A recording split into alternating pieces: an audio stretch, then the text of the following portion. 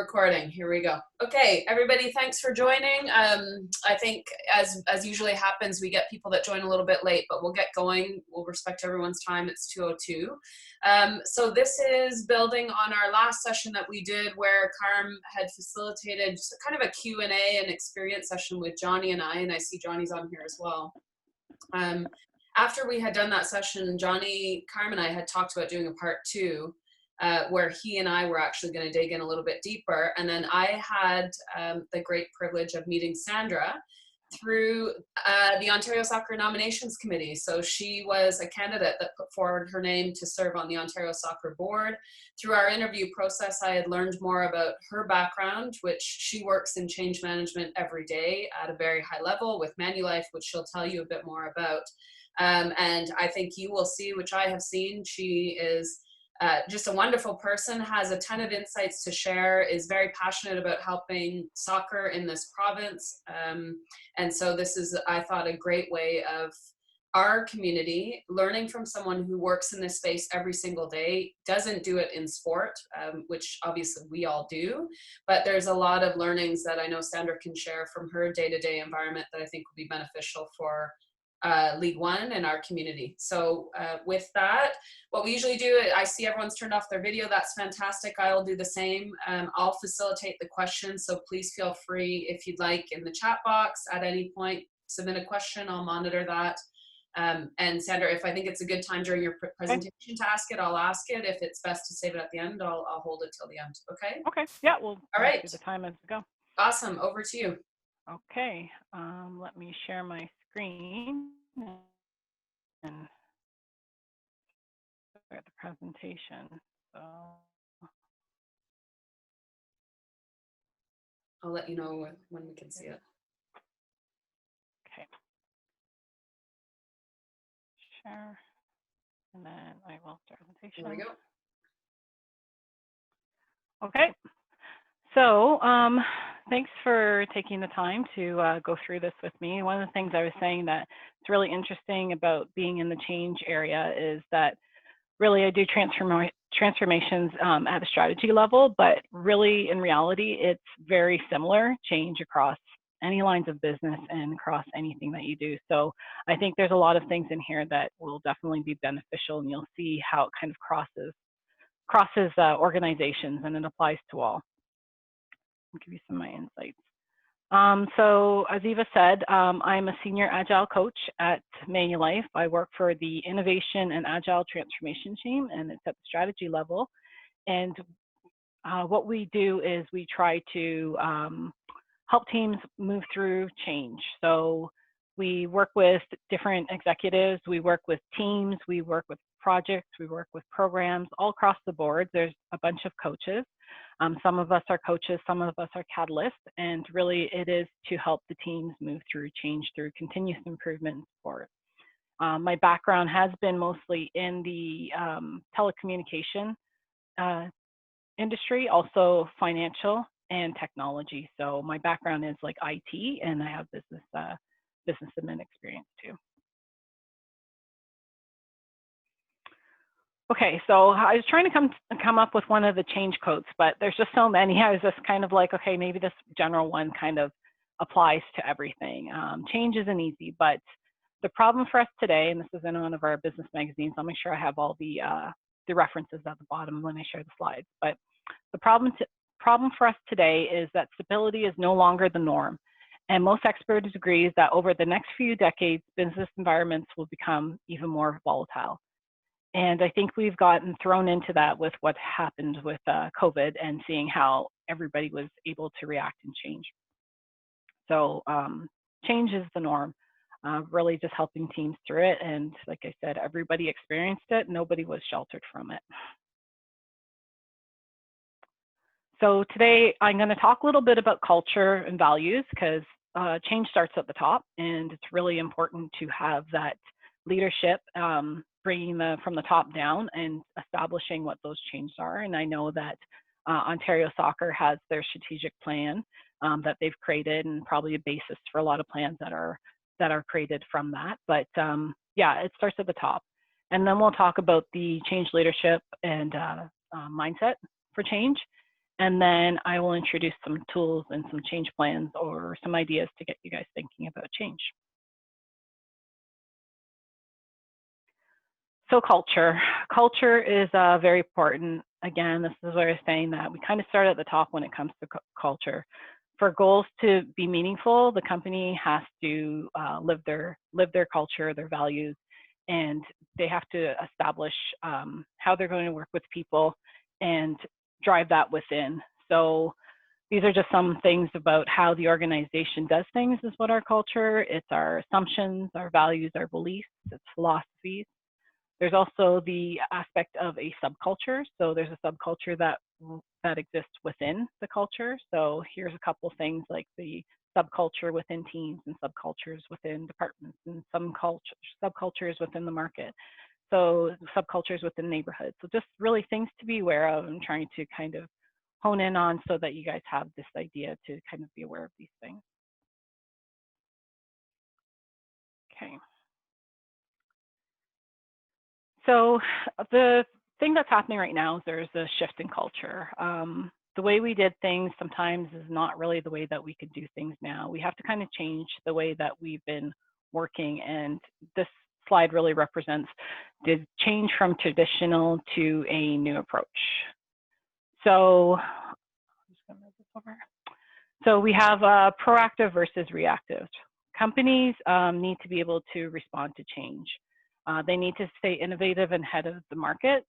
When you're reactive to customer needs, you're just behind. You're too late. You should be planning ahead and understand what's coming and how to help them.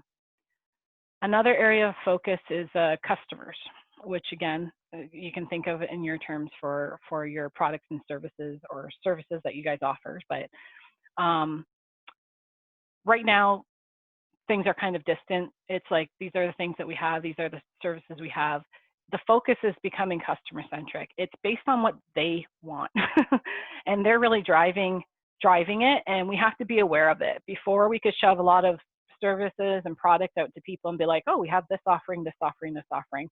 And people would buy it or go into it. But now we really need to hear the voice of the customer or people that you guys surround yourself with, and see what they're asking for, be able to respond to them quickly, inquire and give them information so that they can keep in touch with you and understand vice versa what they're looking for. Another aspect is for the data. So before, everything may have been on historical data, looking at, this is what we used to do back then. Companies used it before to see what the trends were, but really, one of the things, especially being in technology, data is huge for future focus. Collecting that data and being able to use it to kind of make decisions, pivot, change plans is just so critical to be able to meet the customer's needs, and tracking the trends of what's happening from way back last year, 2 years ago. It's not today. Today, things are changing, and just data is one of those things that change rapidly too. Another thing we have here is the heavily research dependent versus Agile and innovation. So it's interesting that I work for Agile and innovation, because really that is all about not taking these big business cases, taking a long time to do analysis to understand things. It's to be able to deliver incremental value. It's to be able to provide new and unique services. It's really the way things are moving. So I think that applies to all businesses. I'm sure that right now, with everything that's happening with COVID, you guys are doing things much differently than you have before. So like I said, it doesn't matter the industry, it'll change. So one of the things we talk about is failures discouraged in traditional versus new culture. Failures embraced. So it's expected to fail. You want to learn from your mistakes. You want to fail fast so that you can stop doing the things that are not working. Leaders should expect managers to take some risks just to try new things, because if we get comfortable doing what we always do, then you're not changing. Focus groups. So one of the things that, I don't know if you guys are sending out surveys or talking to groups, maybe there are specialized focus groups in some things. I know I have an uncle that was my late cousin, sorry, that was a professor in one of the universities in Florida, and he actually did a lot of studies on soccer participation in parents because that was just something that he was doing. So it was kind of neat to see actual studies about, you know, participation in soccer, like from way back when. It's just really cool to kind of read some of his papers. But again, information needs to be quicker, feedback loops now, like surveys or however you're reaching out to your teams or reaching out to people.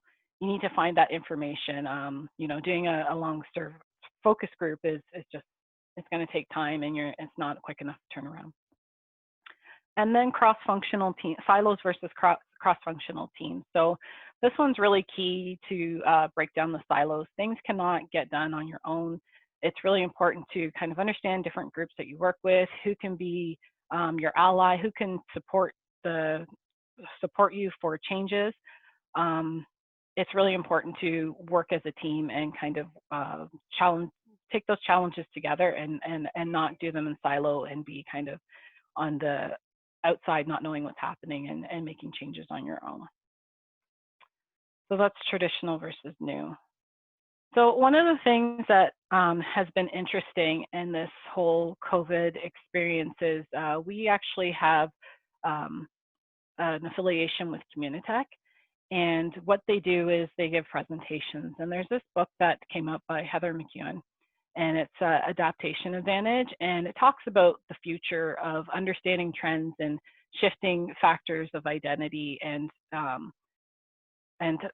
I was wondering at first, how relevant is this to now? But as I look through it and I go through these examples, I think it's very relevant. So again, I'm going to back it up with a few stats after this, but she is an American author, but again, a lot of these things do apply. So the who are we as far as race, religion, age, family. So right now, and it's really important also to be aware of these trends because these are the basis of the people that you deal with. So it's important to be aware of how this factors in. So the races right now, it's a white majority. In the future, it'll shift to a white minority. There's stats that I'm going to show you that are coming up showing that trend already in Canada, how immigration is changing the landscape of Canada and what it's made of. Religions, again, Christian norm to unaffiliated or plural. So religions are changing. Youth to middle age was what it used to be, and now we have a larger aging population. So there's going to be less younger kids in your groups that will be coming up in the future. Gender identity, it was fixed or binary, but now there's fluidity. It could be anything, and you have to be sensitive and aware of that with the people that you're dealing with. Education was a key thing. It was a singular dose. So like you go to school, you graduate, great, you're done. But now really, even in this webinar, you can see that it's really important to do continuous learning. And that's like a big factor moving forward, is to always learn. Not everyone's going to go back to school and get degrees or stuff like that, but to educate yourself and kind of, learn things as you go and understand how the world's changing around you. So continuous learning is a big one. Next, we get a little bit into the what you do. So the trust and truth. So everyone used to go to institutions, media, government. That was where you go. I'm a Gen X, and I still watch the news at 11 o'clock, and that's where I get a lot of my information. But nowadays, a lot of these younger generations, they get their information themselves. It's from peers. Sometimes it's biased. You could just see in social media what people are putting out there, and that's just their opinions and beliefs, and that's where things are coming from. So it's good to be aware of that. Consent and power. So at one point, harassment was permissible.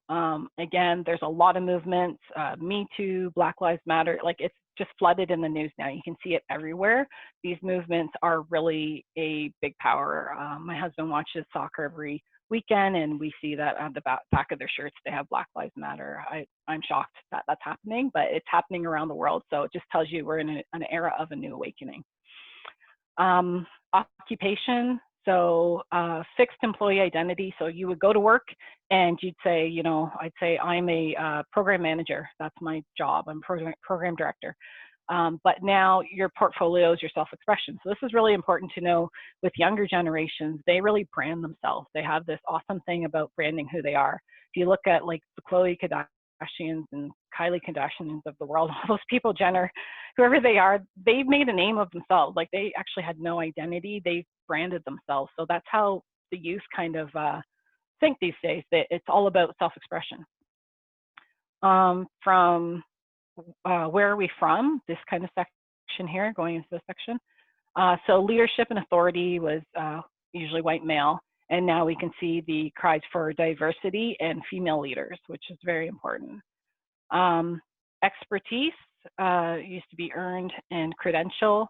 And again, like I said, it gets a little bit more of that personal brand and networking, who you know, how many followers, all that sort of stuff. It's really another language to me personally, but I learn it with my kids to kind of figure out what's going on in the world. Human relationships used to be face-to-face. We could just see from what's happening right now, almost everybody, even this media here that we have right now, is online. And if you spend time with my 17-year-old and my 15-year-old, they spend so much time online, so much time, and you know, they've had phones since they were little, and that's just the reality of this younger generation that is your demographic. Next would be populations. Again, it'd be countries. Those are the people, places, and now it's social media platforms. You can live and die on a social media platform, and these are just really critical things to be aware of. And like I said, this was kind of told to us from a technology perspective, but I think you can see that a lot of these things will impact you wherever you are. Did you have anything to add to that, Eva? No, Sandra, I mean, you know, these things are all relevant, whether it's, you know, sport, corporate business, like, you know, they're here, they're right in front of all of our faces, and it's something to pay attention to. I've been pretty passionate about that, of just continuing to say, like, it's not just about looking within sport and your sport, look outside to see what is coming. If it's not already there, it will come and infiltrate our community and our industry as well. Absolutely. And like I was saying before, this is those were stats like from Americans' perspective, but I wanted to provide some Canadian stats to make sure, you know, we can bring it back.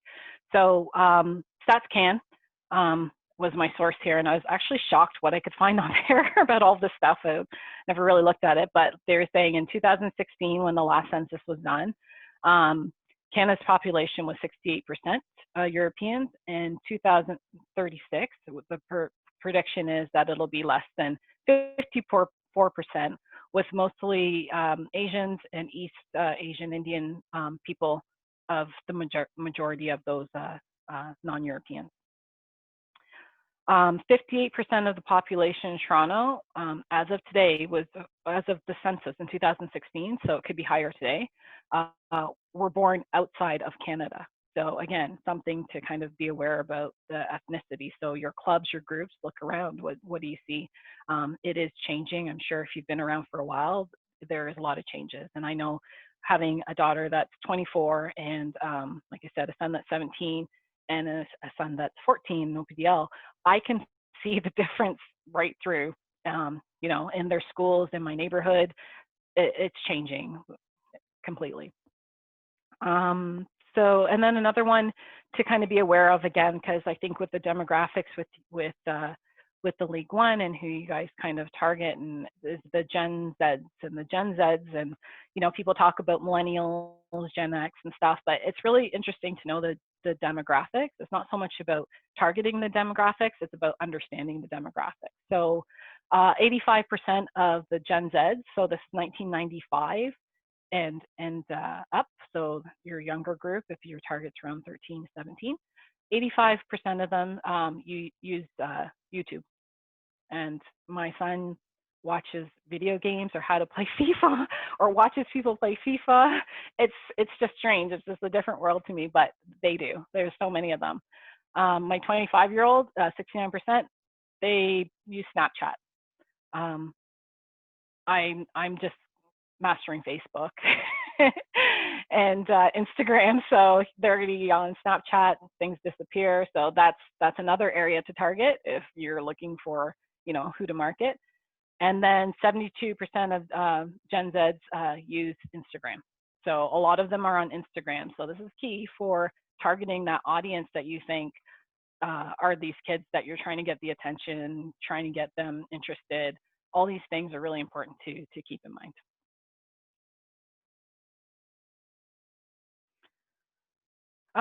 So again, like I said, with culture, we kind of go back to the mission, vision, and values. I think that Ontario Soccer has done a good job with their strategic plan, giving something to align to, and really from the league perspective, you build on that, right? So why do we exist is your mission, and then check it and kind of make sure that, if you have this, revisit it. It's okay to revisit. I'll share with you in the next slide how we revisit them at my company.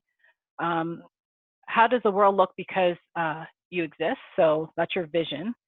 And then your values, what you do or do not do to achieve your vision and mission. So those are some simple questions, but they might be difficult to answer. So that's important when establishing culture within your organization. I'll give you just some quick examples of our values that they try to be guideposts for us as employees. Again, I work at Manulife, and these are the things that we kind of came up with as employees, and we put forth and said, these are the things that are important to us. We had some values that were like, be the number one financial whatever. I don't even know what they were, and I've been there for 8 years, and 7 years, and I honestly didn't even know what those values were. So they obviously weren't meaningful to everyone. So we kind of said, let's kind of focus on what we want to be and something that we can identify with. So these are the ones that we came up with. So own it, be trustworthy, ask bold questions, expect some ambiguity, get it done. There's no silos, no egos, self-organize, succeed together, think big, share bold ideas, feel safe, fail fast. Share your humanity, which is a really big one now with everything going on in the media and just what's going on today. It's all about us. Look in the mirror. How can we support the we and celebrate together? Doing the right thing. Speak up and be confident. Show that you care and be transparent. And then obsess about your customer. Feedback is gold. A company that has been around for so many years, we have so much data, and feedback is really, like I said before, don't offer products and services. Turn it around and see what customers want or are asking for. So that's a key kind of shifting change agent. So management versus leadership. Just quickly going over this one, but management before in some kind of capacity was all about planning and budgeting, organizing and staffing, controlling and problem solving. But really what we need today are leaders. So letting go of the way that we used to do it. Leadership needs to be comfortable with change, vulnerability, and becoming for a champion for potential. So some of the key skills that we looked up for future leaders were flexibility, agility, adaptability, time management, prioritization, collaboration, working effectively on teams, and effective communication. So these were all things that have come up as leaders of today key skills. So one of the things that we love to do, especially when I start working with a new team and we're rolling out change, I say, okay, let's see where you are in the change roller coaster. So this is used on a lot of different levels, business and social and just across different things. But really, it's kind of like moving from that left to the right. So the high expectations, when the change is announced, there's the shock, there's the mourning, there's the flight or flight, disorientation. Now nostalgia, I talked about the way we used to do things. People don't want to let go of that. Turmoil or rage, some people just are not happy about it. Guilt, depression, feeling of loss, needing to let go and detachment. So I'm sure that everybody can identify with a spot that they may have been in or felt this when, all this COVID stuff I keep using as an example, was happening. Where were you? But we've been thrusted into the changes, and really we had to kind of, gave it a little bit of time. As time went on, we kind of started to emerge from that and start kind of going uphill on the roller coaster.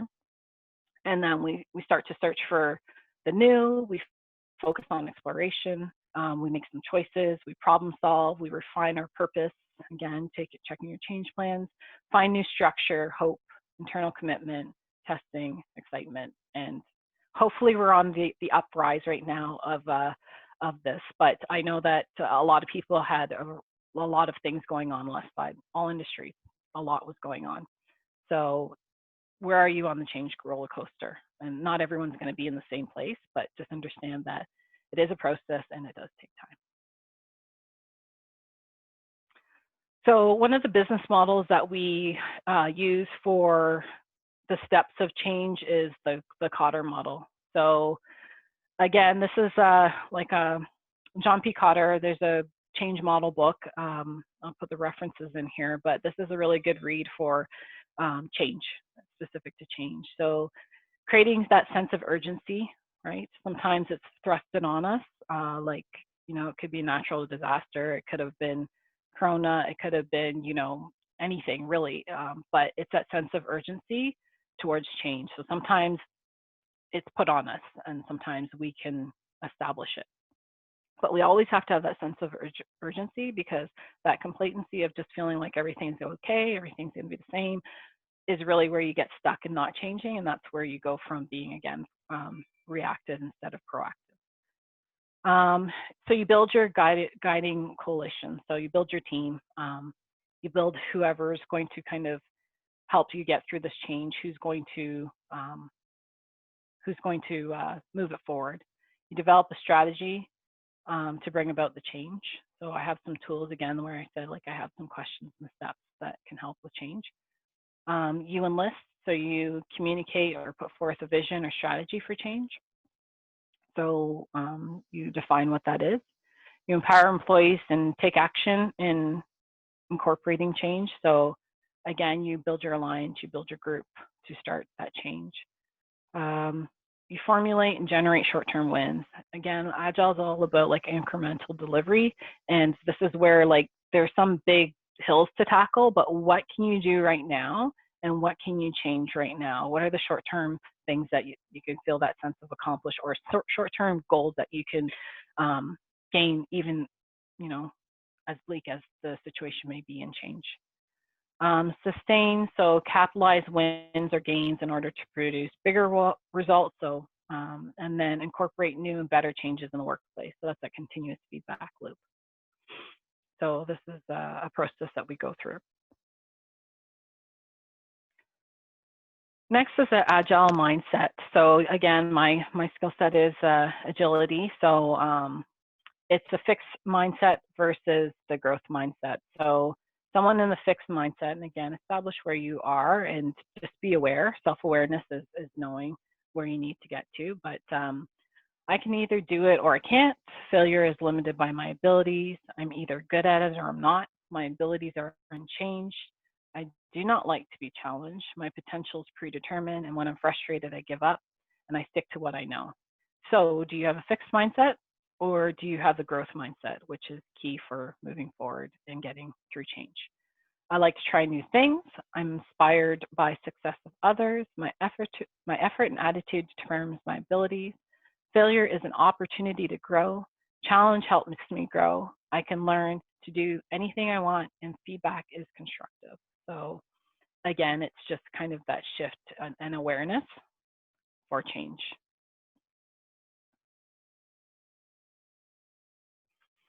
So again, this is a business tool, but I'm not sure how many people are familiar with it, but it's the whole SWOT analysis. So again, this talks about the companies, but I think it's really key. Sometimes when I work with my teams, we'll do like a grid, and this is a really easy one to do. We just, make an X and we say our strengths, weakness, opportunities, and threats. What are we doing well? What separates us from competitors? internal resources like that we have, skills and staff or knowledgeable people. What are our assets? And then weaknesses would be the things that your company lacks, or what do you guys lack? What things that your competitors do better than you? Resource limitations, so what don't you have in place that you need? Unclear, unique selling propositions. So opportunities would be undeserved market or specific products. Few competitors in our area, so what can we capitalize on? Where are some quick wins that we can get? Emerging needs for your products and service. So what are we learning out of COVID and the situation? What are people asking for? What are people needing? And press and media coverage for your company. Is there an opportunity to market? Like I was saying before, a lot of young people use social media. Are we taking advantage of that to brand and to reach out to people? Threats. So emerging competitors. So who is your competition? Always know who your competition is. Changing regulatory environment, which I think you guys are in the thick of right now, whether it's the government or Ontario Soccer, whoever's Canada Soccer, whoever is telling you what the regulatory environment is for how you proceed and what you're doing right now. Negative press could also be a thing, negative press and media coverage. And some of these movements that are happening right now, people are stepping up and saying, that's great that you're posting it on your Facebook page or your company page, but what are you actually doing? What are your actions? So it can be negative or positive media. And the changing customer attitudes towards companies. So where are people's thoughts now about you? What are the threats again? So really good things to kind of think about. And like I said, you can kind of see that from all lenses. Eva, do you have anything to add to that? Put my video on here, Sandra. Yeah. Yeah, I guess a couple thoughts. One would be, I'm curious for the group that we have and for those of you that will, view this afterwards, like how many of you have actually taken the step, just this step to do a SWOT analysis. We've had the one positive out of this is some time to pause, to think, of course things are ramping up again, but we're not as inundated, I would say, as we were in the day-to-day of just running, our clubs, our programs, etc. So, this is an excellent starting place. Even if you're not familiar with necessarily the tools and the business process around change, this is something that, definitely, whether you're a coach or administrator, should be habitual. I think when we talk specifically about soccer, of course, we as a sport have the luxury of having a large participation base. I think that's one of the strengths of the sport. There's lots of options for participants to choose from. So, we've really relied on that as a sport for so many years and as an industry. And I would say having worked in other sports and being involved in soccer for a long time, I would say that this sport in particular, it's pretty well established at a club level, at a business level. It's strong in sort of how we operate, but definitely relative to other sports. I think there's a lot of things that we can lean on. At the same time, because it's large, and we all know it's one of the largest, I'd say one of the weaknesses, and curious how this looks at the club level, but one of the weaknesses for sure is there's an inflexibility. There's a lot of history around the sport. It takes a long time for the organization, the sport, in some cases clubs, to just move into new territory, to see themselves in a new way. It's been difficult, I think, in all sports and possibly even in soccer to introduce new technology. It's just because it's so, hunkered down in its history and its past, right? As far as opportunities, I think even what we're going through now, I would say, one of the main big opportunities is that it's really forced the community to come together and find solutions together. And I'm not sure I've seen this much collaboration within a sport in all my years of working in, soccer and other sports. Like the forced collaboration, I think, is really positive right now. It's a huge opportunity, and I hope that continues. And I hope that that's even trickled down at the club level, not only within your own club, but even working club to club to help each other through this time. So I think, the other opportunity is that we have a chance now, all of us, to look really closely at the programs that we offer. Are they still relevant? Like if you think of Sandra's earlier slide and the changes just in culture, in, population and everything that's going on, in Ontario alone, just take that alone. Are your programs as relevant as you think they are? So that when things do get ramped up and going again, do you feel that parents will be, excited, and your community and your club participants would be excited to come back to your club, or will they be looking for other options? I think it's something really that we can all think about, but at least it gives us the time. And I hope that everyone has taken a chance to just really look at their offering, And then on the threat side, I think what I would just add is, I think one obvious one is everyone has been challenged resource-wise, right? So in terms of introducing, even if it's, new technology or whatever it is that we're going to need, I mean, we all know that resource-wise, we're heavily dependent on participation and the revenue that's generated from that. I think it's, brought to light. Certainly, I know Johnny's on this call of thinking through, how those resources get used moving forward to really create sort of a more dynamic environment. I think that's a big threat that we have. And of course, the other one that I would say is, soccer competes just like every other sport. I sit on the board of another sport. Everyone is looking right now at how they can make their offering better to the community, to families, when things emerge out of this, safety, all of those things. And so I would just suggest that, a threat is that with everyone looking at this, I would say that those, leaders, administrators, coaches that really examine that really look to be better coming out of this will have an advantage, instead of taking for granted the participants you've had. I think everyone is going to be a lot more critical about where they spend their dollars, how they spend it, where they use their time, what they're invested in, who they surround themselves with.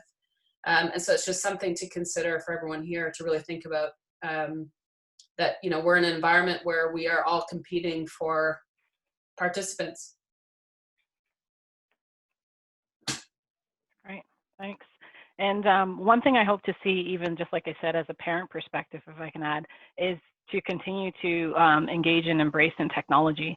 What my club has been doing for Waterloo for my son is having the Zoom meetings, having like technical sessions online, having panels to talk to people that are, that they aspire to be. I think that has been amazing, and I really hope that's something that continues. As a parent, it's something that I like, and even as somebody in the technology field, it's another avenue for them to kind of reach out and educate parents and the kids that participate. Okay, so planning for change. So again, some of the just basics here, and like I said, some of these slides may just be more reference for you later, but laying down the foundation on the basis of some of the things that Eva touched about, learning what we need to know. So again, I found a lot of things stats can. I know you guys know, have resources on your own that you can check things, but so much you can learn, so much to know. Plan the change process. So what is change going to look like? I have some steps that I can share.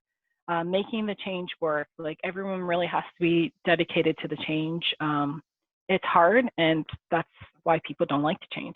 It's difficult, but that's when the change works, it's because people are putting the effort into it. Embedding change in the organization. So again, it's great that I was brought in today to kind of give you this perspective. And again, like I said, I know it's from a business perspective, but change is universal for being hard, any industry. And review the change. So we can't just say, okay, that's great, we made a change, and let's keep that for the next 50 years. Review it and revisit it. And like I said, continuous improvement is key.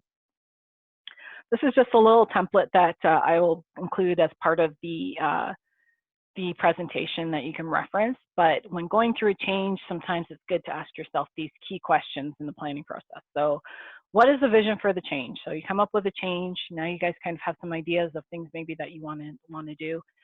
Take one of those ideas. What's the vision for the change? Why is the change important? Go back to your SWOT. How will we measure success? So this is a key thing too, is measuring, right? So it's one thing to say, oh, registration is going down or participation is going down. How do you know? Measure it. Is it better than before? This is the whole data thing that I was saying, data focused future. We can go back to a month or two, but data focused future, I'd love to see more collection of data. But again, how are we measuring success? How will we show progress towards the goal? So how do you know that you're doing well? How do you know that things are getting better? Again, you can use your data. It could be feedback. It could be qualitative or quantitative, but you do want to measure that. So what do you have to put in place for this change that you're thinking of? So what people, what processes, is there technology that needs to be in place? Maybe, changing the website or updating something to be more relevant and dated. So what do you need to make this vision happen? What actions do you need from others? So what do you need other people do to help this change happen? What support do you need? So then the second side here is just kind of like, what's our plan? Now, next, later is the thing that we like to do is, again, what's our short-term goal? What's our midterm goals? What's our long-term goals? And then prepare. So what do we have to do to get this change ready? Okay, so maybe we have to contact some different people to set this up in place, or we need to work with these different, groups. How are we going to introduce it? And then how are we going to review it? So these are just some, like I said, questions kind of to get you guys thinking about how to actually implement the change and have the plan for change.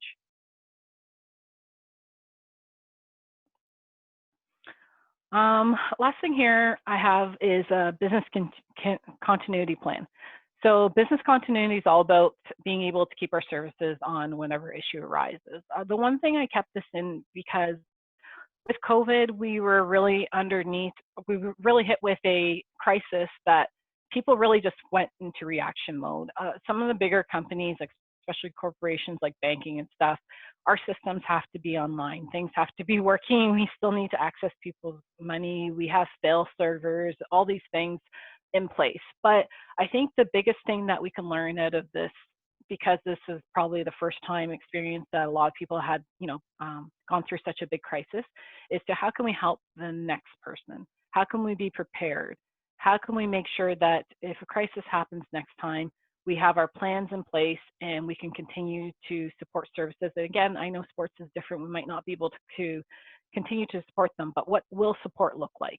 Because doing it after the crisis hits is usually too late. And now we have this unique, kind of pause in time, like Eva said, to kind of say, what would you tell someone if you were kind of telling your future self who's going to be running things, what you went through, what's your story, and really help kind of the future or ongoing people kind of know what to do in a crisis situation and how you could support them.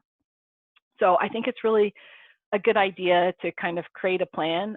Again, it doesn't have to be anything too intensive, but it's a good thing for someone to, have in place. So creating the plan, doing the impact, identifying threats, taking actions to mitigate risks. So what do we have to do as backup?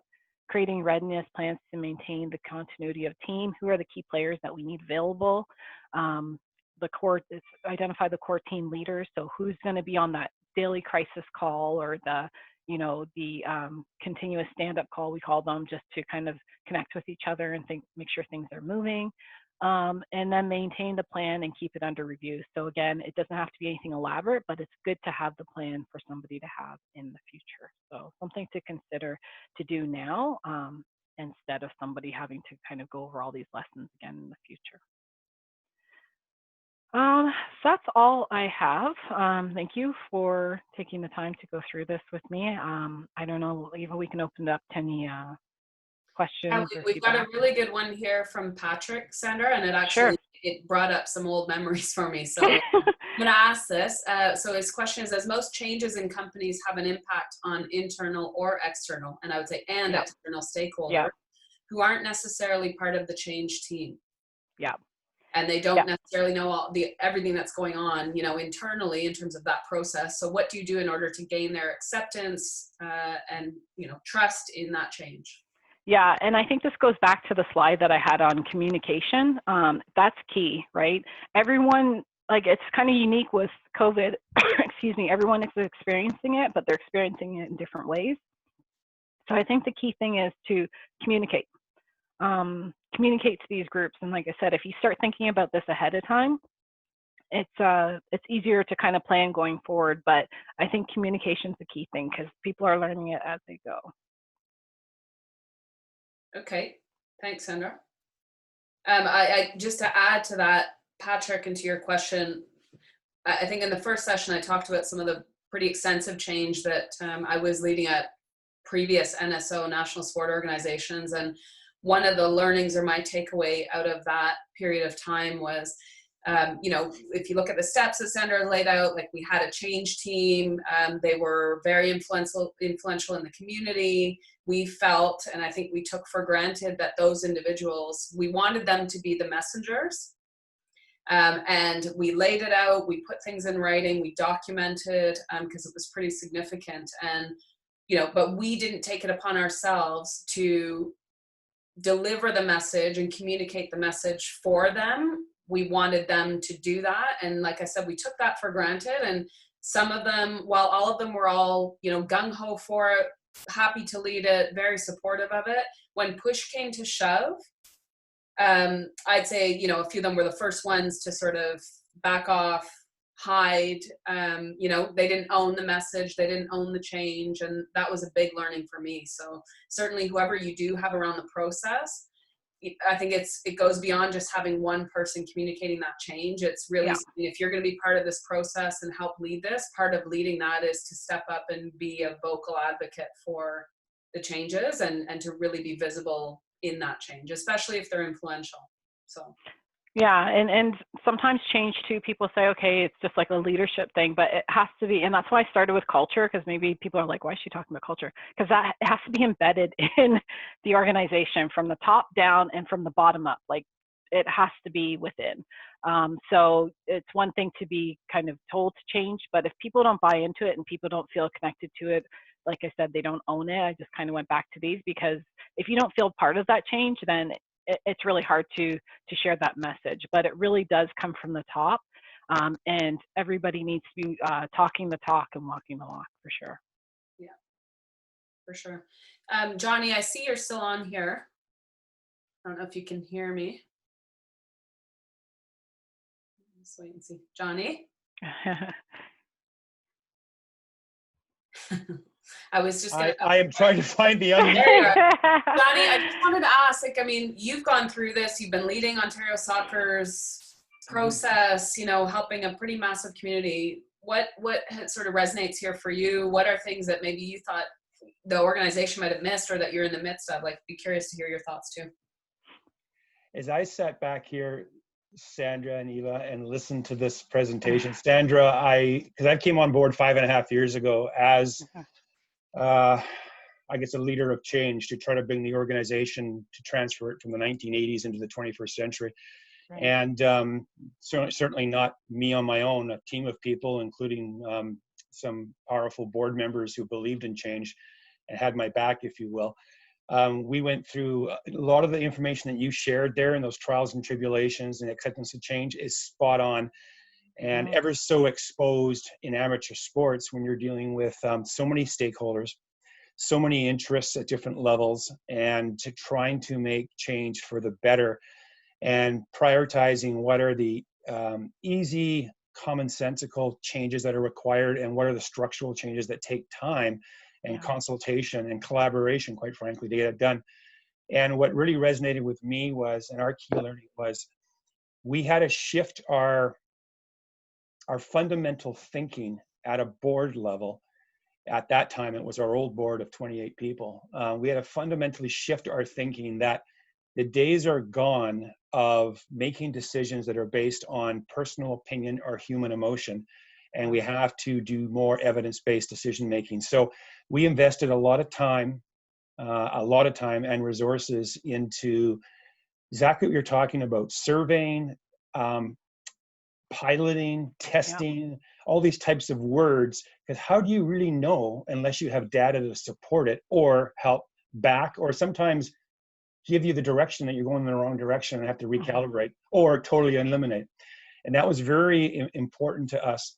But Eva, to your question, our biggest, and this is not just to Ontario Soccer, this is for any amateur sport organization where you have stakeholder leaders in our province. That could be could be board members, could be district presidents, it could be club presidents, where you have in a non-for-profit industry predominantly, you have people in terms and then they get elected, re-elected, or in some cases they move on or they get pushed out and new people come in. And not that that's bad, that's actually good.